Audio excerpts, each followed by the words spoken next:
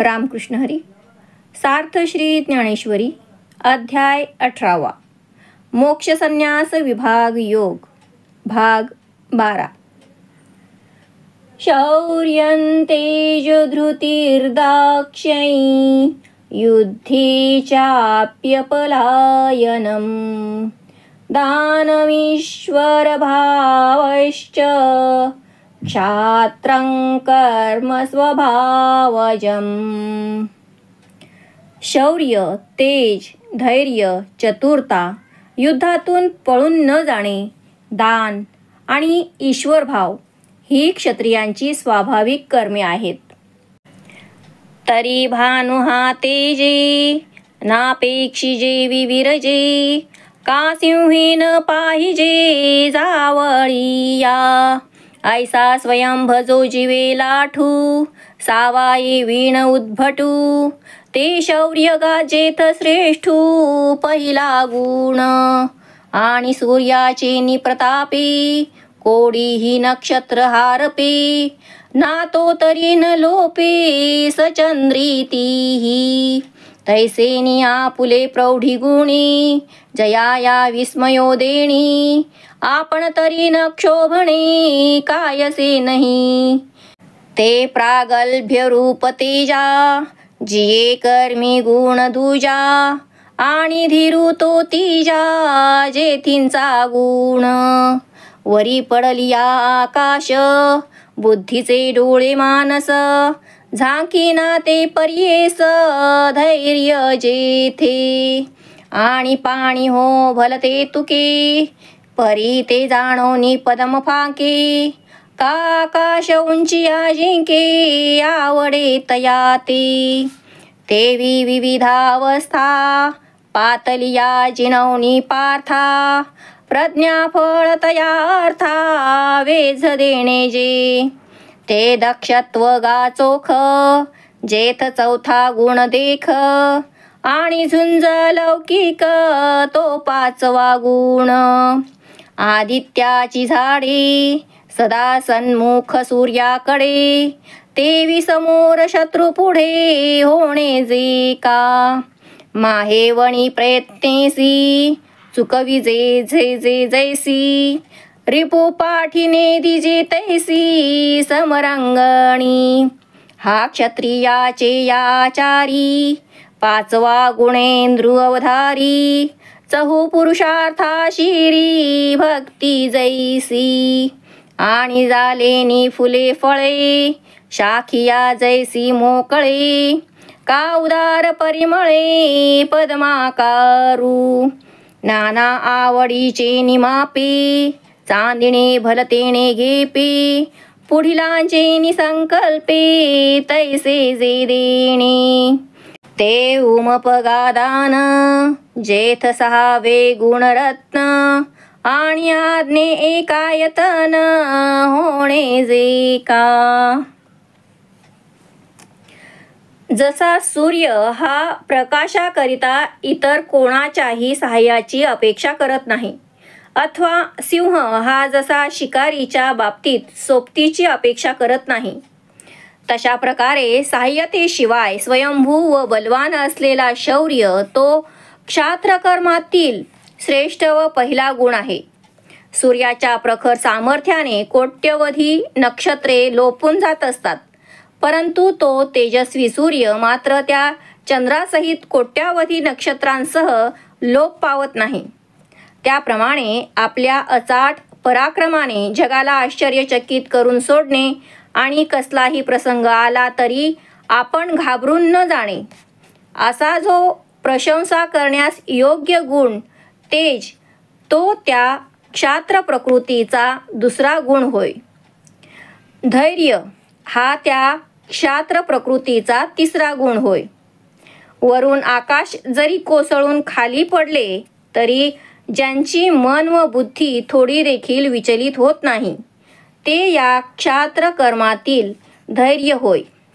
सरोवरातील पाणी कितीही अथांग असले तरी त्याला भेदून कमळ हे वर येऊन विकसित होत असते अथवा आकाश हे उंचीविषयी सर्व पदार्थांना जिंकत असते. तसे विविध प्रकारचे प्रसंग प्राप्त झाले तरी फलरूप जो अर्थ त्याला बुद्धी जिंकत असते. याप्रमाणे अखंड सावधगिरी ठेवणे त्याला दक्षता असे म्हणतात. तो क्षात्र प्रकृतीचा चौथा गुण होय आणि युद्धामध्ये अलौकिक पराक्रम करणे हा त्याचा पाचवा गुण होय. सूर्यकमळे जशी सदैव सूर्याकडे तोंड करून असतात तसे शत्रू पुढे सर्व काळ समोर असणे म्हणजे शत्रूला कधीही पाठ न दाखवणे. ज्याप्रमाणे गरोदर स्त्री पतीच्या शय्येवर जाण्याचे विविध प्रयत्नांनी चुकवते त्याप्रमाणे युद्धभूमीवर असताना शत्रूला पाठ दाखविण्याचे तो चुकवितो.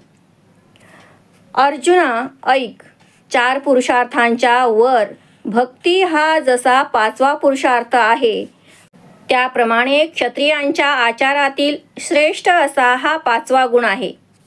वृक्ष जसे उत्पन्न झालेली फुले व फळे लोकांना देण्याविषयी उदार असतो, कोणालाही पाहिजे तेवढे चांदणे जसे घेता येते त्याप्रमाणे याचकाच्या इच्छेप्रमाणे जे देणे असते त्याला अमर्याद दान असे म्हणतात.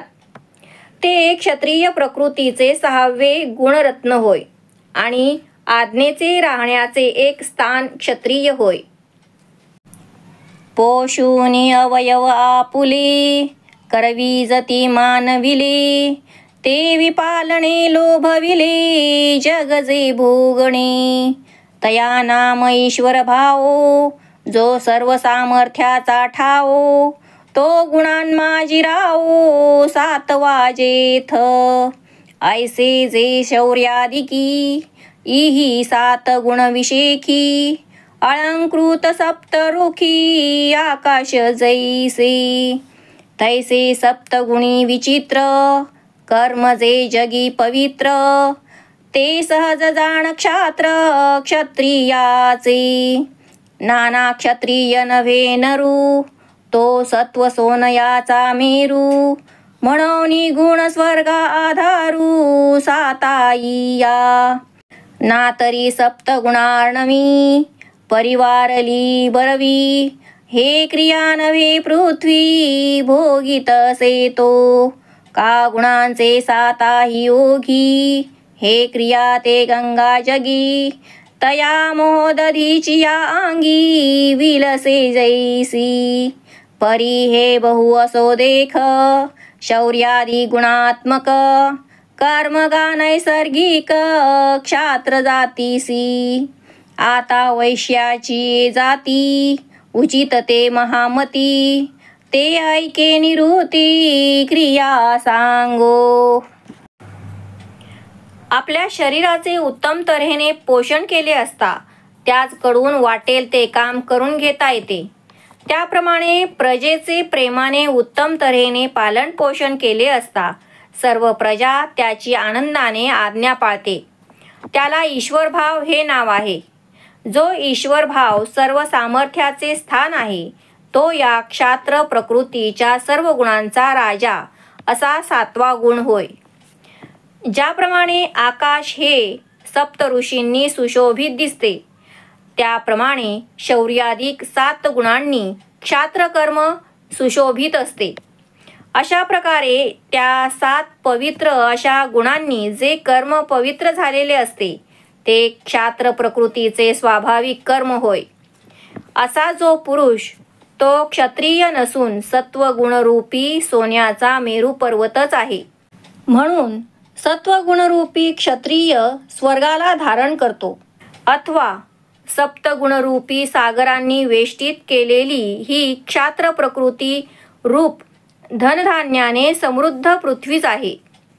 अथवा 7 गुणांच्या प्रवाहाने वाहणारी क्षात्रक्रियारूपी गोदावरी गंगा क्षत्रिय रूपी महोदधी नावाच्या सागराच्या अंगात सप्तमुखाने संगम पाहून जणू काही विलास करीत आहे.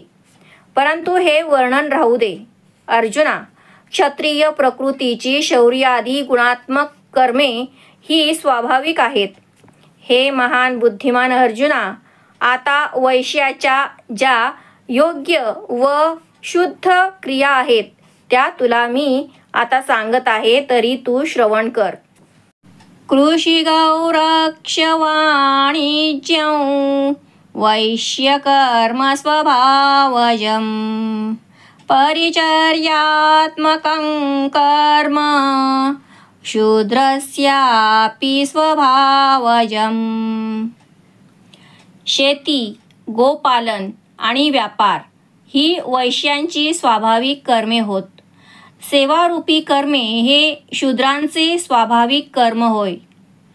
तरी भूमी बीज नांगरू यया भांडवलाचा आधारू घेऊनी लाभू अपारू मिळवणे जे किंबहुना कृषी जीणे गोधने राखोनी वर्तने का समर्घाची विकणे मर्घा वस्तू ए तुलाची पांडवा वैश्या ते कर्माचा मेळावा हा वैश्य जाती स्वभावा तुला जाण आणि वैश्य क्षत्रिय ब्राह्मण हे द्विजन्मे तिन्ही वर्ण ययांचे जे शुश्रूषण ते शूद्र कर्म पै द्विज सेवे परवते धावणे नाही शूद्राते एवं चतुर्वर्णे चिते दाविली कर्मे. जमीन, बी व नांगर या भांडवलाच्या आधारे पुष्कळ नफा मिळवणे हे वैश्य कर्म. शेतीच्या उद्योगावर जगणे, गायींचे रक्षण करणे आणि स्वस्त दराची वस्तू आणून ती थोडे ज्यादा पैसे घेऊन विकणे. अर्जुना, वैश्यांनी या 3 प्रकारचे कर्म करून निर्वाह करणे हा त्यांचा स्वाभाविक धर्म होय. आई वडील आणि संस्कार या 2 कारणांपासून 2 वेळा जन्माला आलेले वैश्य, क्षत्रिय व ब्राह्मण या 3 वर्णांची सेवा ते शूद्राचे स्वाभाविक कर्म होय. द्विज सेवे पलीकडे दुसऱ्या कर्तव्याकडे धावणे नाही. याप्रमाणे 4 वर्णांना योग्य अशी कर्मे तुला सांगितली. स्वे स्वे कर्मण्यभिरतस् संसिद्धिर्लभते नरः स्वकर्मनिरतः सिद्धिं यथा विन्दति तच्छृणु. आपापल्या स्वाभाविक कर्मांमध्ये सदैव रत असलेल्या पुरुषाला भगवत प्राप्तिरूप परमसिद्धीचा लाभ होतो.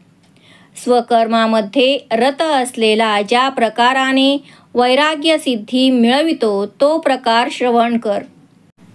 आता येची विचक्षणा वेगळा लिया वर्णा उचित जैसे करणा शब्दादिक ना तरी जळदच्युता पाण्या उचित सरिता सरितेसी पांडुसुता सिंधू उचितू तैसे वर्णाश्रमवशे जे करणीय आले असे गोरे या अंगा जैसे गोरेपण तया स्वभाव विहिता कर्मा शास्त्राचे निमुखे विरोत्तमा प्रवर्ता वया लागी प्रमाढळ कीजे पैया पुलेची रत्न तिथे घेपे पारखियाचे निहाते तैसे स्वकर्मा पैते शास्त्रे करावे जैसी दिठी असे आपुलिया ठाई परिदीपे विण भोग नाही मार्गून लाहता काही पाय असता होय म्हणून जाती वशे साचारू सहज असे जो अधिकारू तो आपुला लिया शास्त्रे गोचरू आपण कीजे मग घरीचाची ठेवा जेवी डोळ्या दावी दिवा तरी घेता काय पांडवा आढळू असे तैसे स्वभावे भागा आले वरी शास्त्रे खरे केले ते विहित जो आपुले आचरेगा. हे चतुरार्जुना, ज्याप्रमाणे शब्दादी विषय श्रोत्रादी इंद्रियांना योग्य आहेत त्याप्रमाणे हीच कर्मे या निरनिराळ्या 4 वर्णांना योग्य आहेत.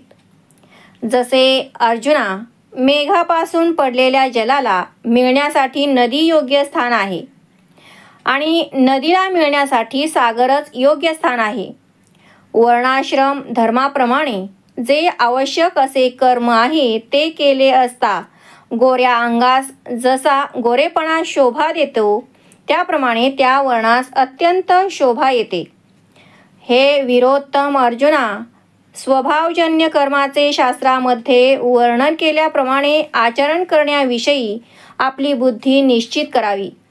आपल्या जवळ असलेले रत्न जसे रत्नपारखी माणसाकडून पारखून घ्यावे लागते त्याप्रमाणे स्वकर्मशास्त्राच्या आधाराने जाणून घ्यावे लागते.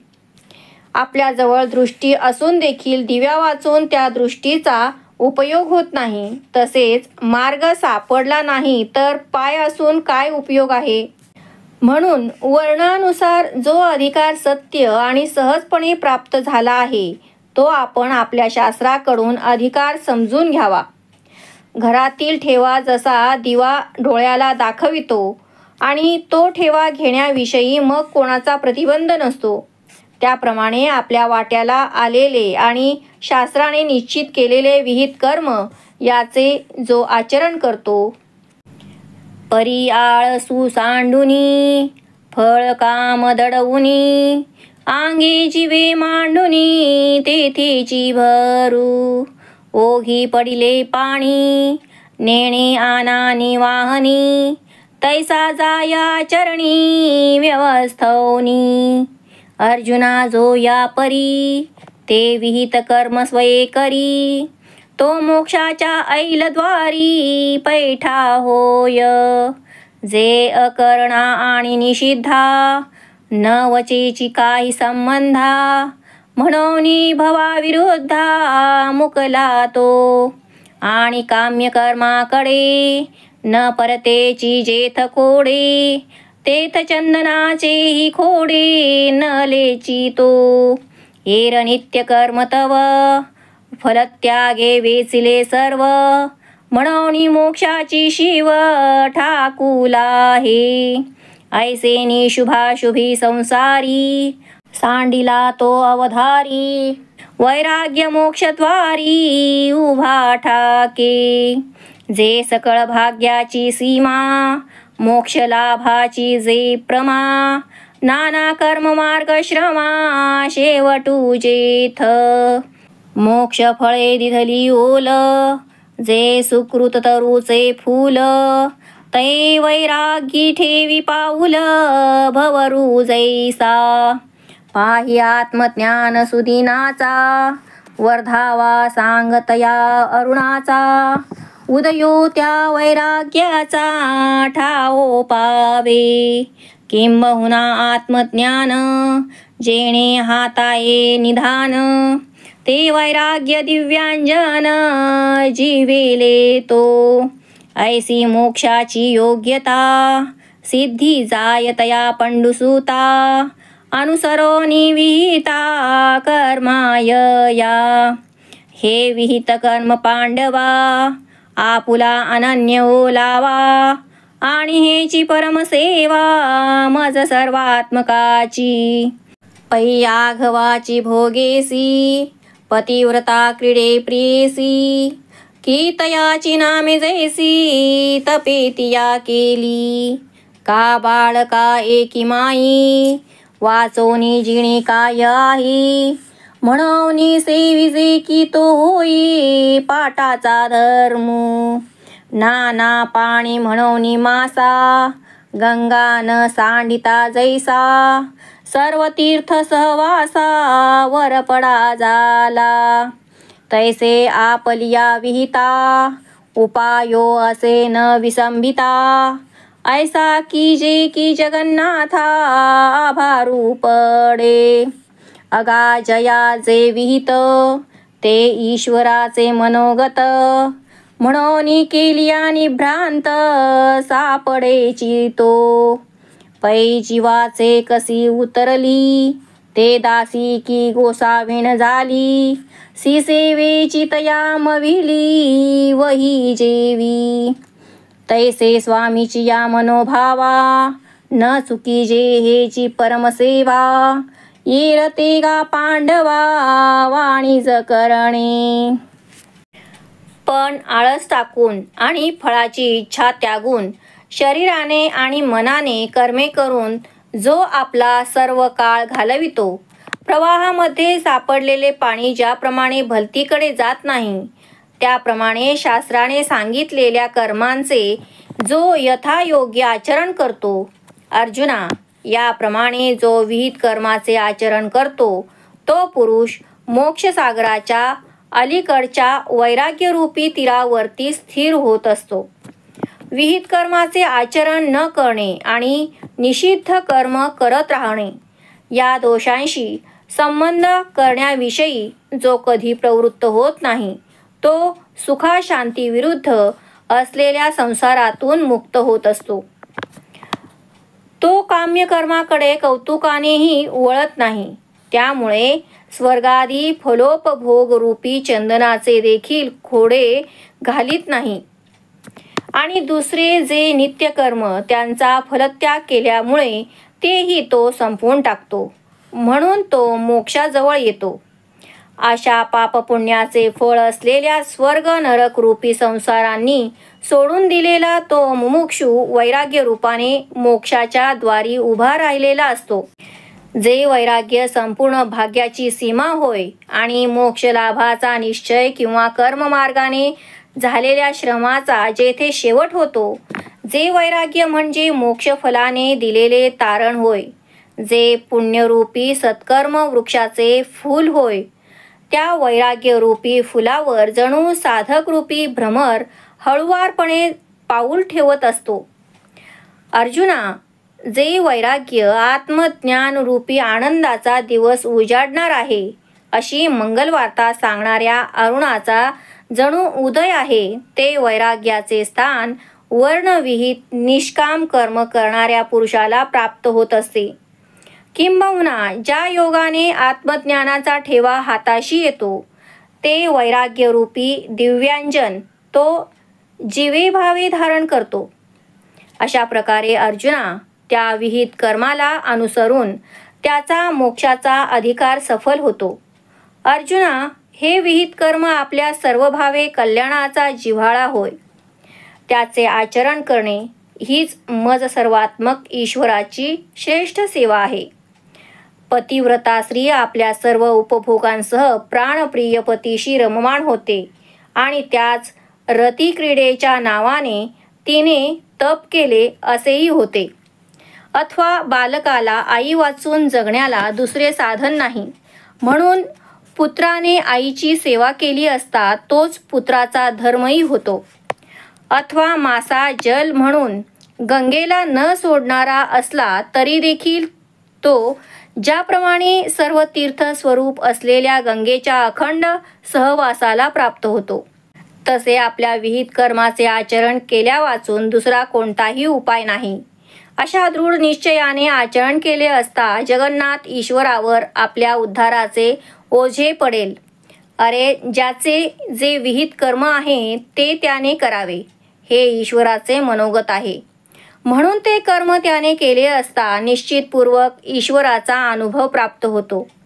एखादी दासी मालकाच्या मनाच्या कसोटीला उतरली तर पुढे ती मालमत्तेची मालकीण होते. अथवा आपल्या स्वामीसाठी जो मरण पत्करण्यास तयार होतो, त्याला स्वामी इनामपत्र देऊन आपले दप्तरी त्याचा दाखला ठेवतो. त्याप्रमाणे स्वामीच्या इच्छेप्रमाणे कर्म करण्यास न चुकणे ही त्याची श्रेष्ठ अशी सेवा होय. अर्जुना, त्या वाचून दुसरे काही करणे म्हणजे तो केवळ व्यापार होय. यत प्रवृत्तिर्भूतानां येन सर्वमिदं ततं स्वकर्मणा तमभ्यर्च्य सिद्धिं विन्दति मानव. त्या ज्या परमात्म्यापासून सर्व भूतमात्रांची उत्पत्ती झाली आहे, ज्याने हे सर्व विश्व पूर्णपणे व्यापलेले आहे, त्या परमेश्वराची स्वकर्मांनी आराधना करून मनुष्य परमसिद्धी प्राप्त करून घेतो. म्हणून विहित क्रिया केली नव्हे तयाची खूण पाळिली, जयापासून काली आकारा भूते. जो अविद्येची या चिंधिया, गुंडुनी जीव बाहुलिया. खेळवितसे ती गुणिया अहंकार रज्जू. जेणे जग हे समस्त, आत बाहेरी पूर्ण भरित. झाले आहे दीप जात, ते जे जैसी. तया सर्वात्मका ईश्वरा, स्वकर्म कुसुमांची वीरा. पूजा केली होय पारा, तोषा लागी. म्हणून ती पूजे, रिझलेनी आत्मराजे. वैराग्य सिद्धी देईजे पसायत या. जे वैराग्य दशे, ईश्वराचे निवेद वशे. हे सर्व ही नावडे जैसे वात होय. प्राणनाथाची आधी, विरहणी तेजिने बाधी. तैसे सुख जात त्रिशुद्धी, दुःखाची लागे. सम्यक ज्ञान नुदैजता, वेधेची तन्मयता. उपजे ऐसी योग्यता, बोधाची लाहे. म्हणून मोक्ष लाभा लागी, जो व्रते वाहतसे अंगी. तेने स्वधर्म आस्था चांगी, अनुष्ठावा. म्हणून विहित कर्म केले असता ते कर्म केले असे होत नाही. तर ज्या अनंत स्वरूप ईश्वरापासून हे सर्व प्राणी मात्र आकाराला आले आहेत, त्या ईश्वराची आज्ञाच पाळली आहे असे होते.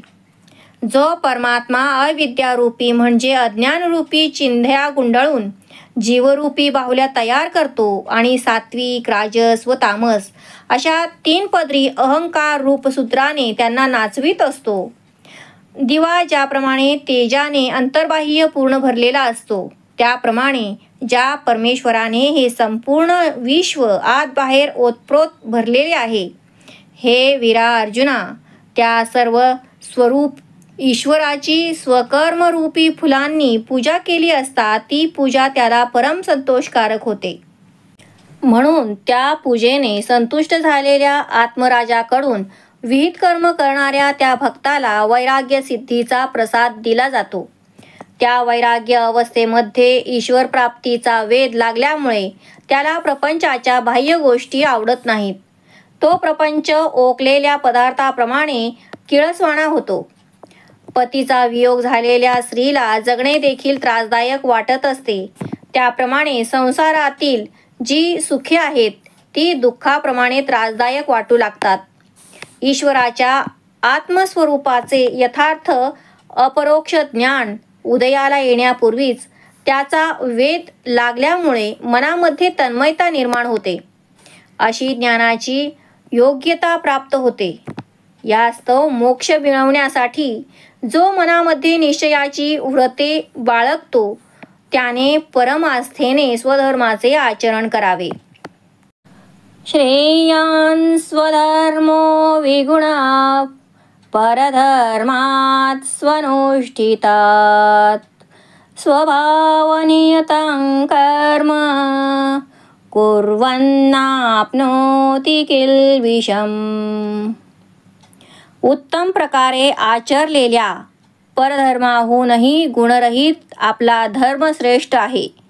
कारण स्वभावनियत जे कर्म ते केल्याने मनुष्य पापाने लिप्त होत नाही. अगा आपुला हा स्वधर्मो, आचरणी जरी विषमो. तरी पाहावा तो परिणामो, फळेल जेणी. जै सुखा लाग्या पण पया, निंबची आथी धनंजया. तै कडवटपणा तयाचिया, उबगीजेना. फळणया ऐलीकडे, केळी ते पाहता आसमोडे. ऐसी त्यजली तरी जोडे, तैसे के गोमटे. तेवी स्वधर्म सांकडू, देखोनी केला जरी कडू. तरी मोक्ष सुरवाडू अंतरला की. आणि आपुली माये कुब्ज जरी आहे, तरी जी नोही स्नेह कुरे की. येरी जिया पराविया रंभेहुनी बरविया. तिया काय कराविया बाळक येतेणे. अगा पाणिया होनी बहुवे तुपी गुण किर आहे. परी मीना काय होई असणे तेथ. पै आघविया जगा ते विख किडियाचे पियुख. आणि जगा गुळ ते देख मरण तया. म्हणून जे भीत जया जेणे फिटे संसाराचे धरणे. क्रिया कठोर तरी तेणे तेची करावी. येरा पराचारा बरविया ऐसे होईल टेकलया. पायांचे चालणे डोईया केले जैसे. या लागी कर्म आपुले जे जाती स्वभावे असे आले. ते करी तेणे चिंतिले कर्मबंधाते. आणि स्वधर्मोची पाळावा परधर्मो तो गाळावा. हा नेमोही पांडवा न कीजेची गा. तरी आत्मा दृष्ट नोही तव कर्म करणे काठाये. आणि करणे तेथ आहे आयासु आधी. आपला धर्म जरी आचरण करण्यास कठीण असला तरी ज्याच्या परिणामाने चांगले फळ प्राप्त होईल त्यावर लक्ष ठेवावे.